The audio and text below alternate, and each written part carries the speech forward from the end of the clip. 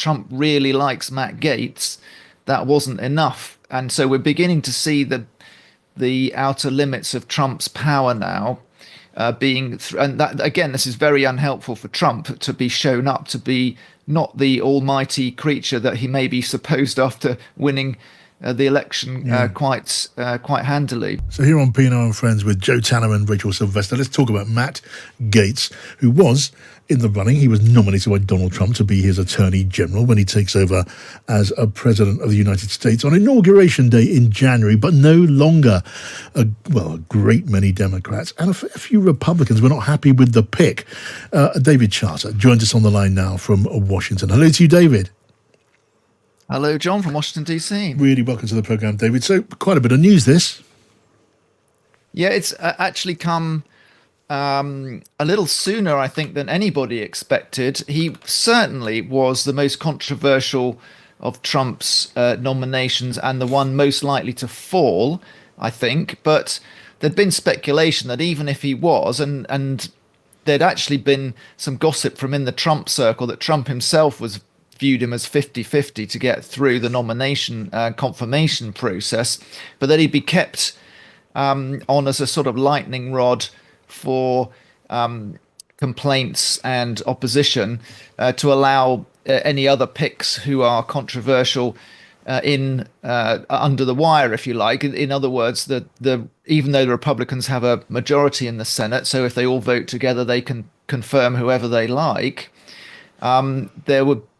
There's such concern among them that they would probably pick off one of his nominations, and it would be Gaetz. But Gaetz has done that for them, and this is what senators hoped. Because I tell you, on Capitol Hill, they're absolutely overjoyed because they didn't want to have this fight for a man of Gaetz's character.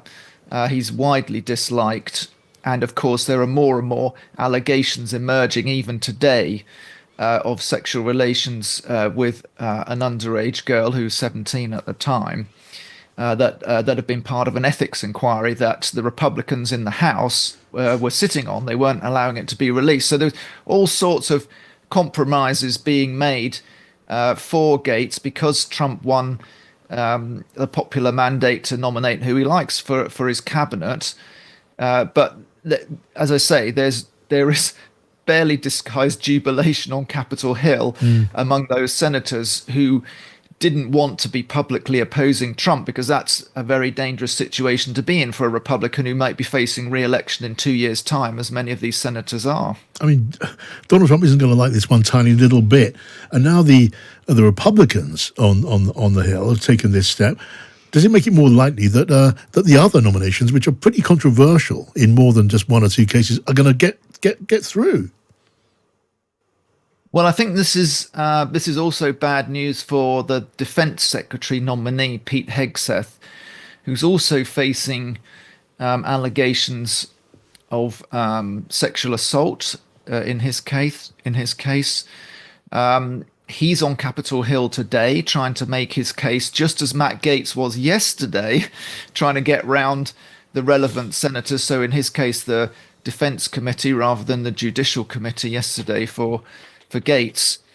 But I think he's on pretty thin ice now, and he seems to me, given his lack of experience in administration, however much Trump likes him, that wasn't enough for Gaetz. So Trump really likes Matt Gaetz.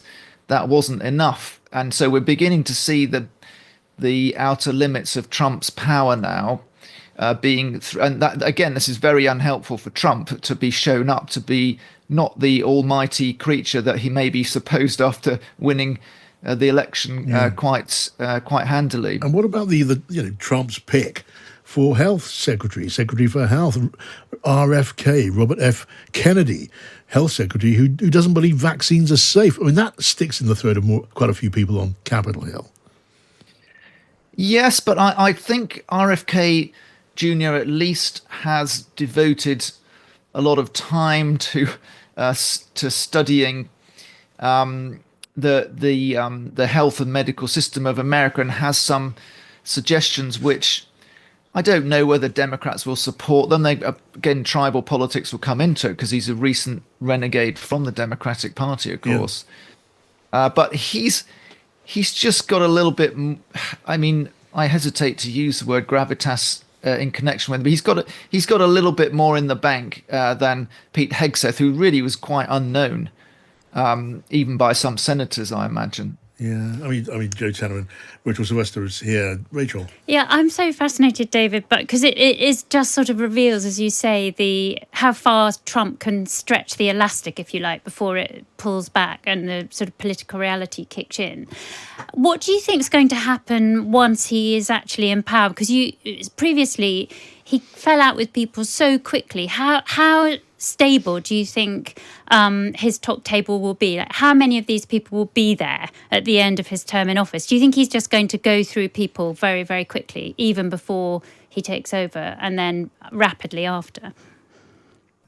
Yeah, I don't think all of them will make it all the way through. I think I was just writing actually an analysis which reflects my feeling that this is beginning to feel like the first term chaos all over again, despite the fact he's had 4 years out of power to consider what went wrong first time and to learn the lessons. Well, the lesson that he took was that the people who he fell out with weren't loyal enough to him. So his number one competency that he's been looking for is loyalty, and Matt Gaetz has been demonstrating that. He's got all sorts of other failings, but the number one appeal for Trump was his loyalty. So that now has been shown to be not enough to get through the confirmation process. I just don't see Trump reassessing though, and apparently we're told he hasn't got a plan B. He did really want Gaetz. That's why he picked him, even though it was seemingly an impulsive move.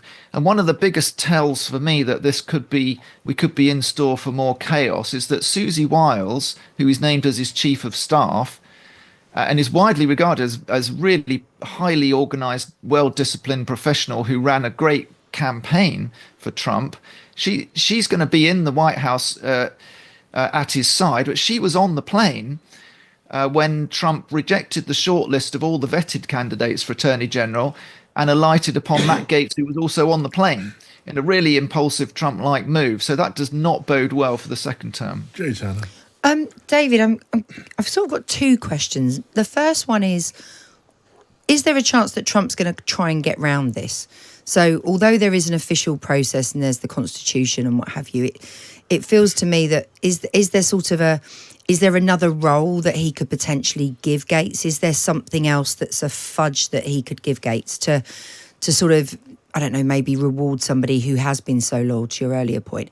And the second point is there a risk that some potential nominees are just going to be put off getting into the system because they're going to be frightened off that they could end up with huge scrutiny and that it sort of just makes people think it's just not worth the aggravation because Trump's going to have sort of a lot of hostility to things he wants to do? I do think he will find a way to reward Matt Gaetz, but it won't be in such a prominent role. It will obviously be in something that doesn't require confirmation by the Senate. So those are lower order roles, generally speaking. And it won't be in the front rank like the position of Attorney General, the top law officer of the country, head of the Department of Justice, oversight of FBI, etc. I mean, it's a really big, important job that requires somebody with some experience of administration in the legal system, at least. I mean, Matt Gaetz had less than 2 years at the bar in Florida when he was doing very low-level legal lawsuits for a legal company before he entered on his political career.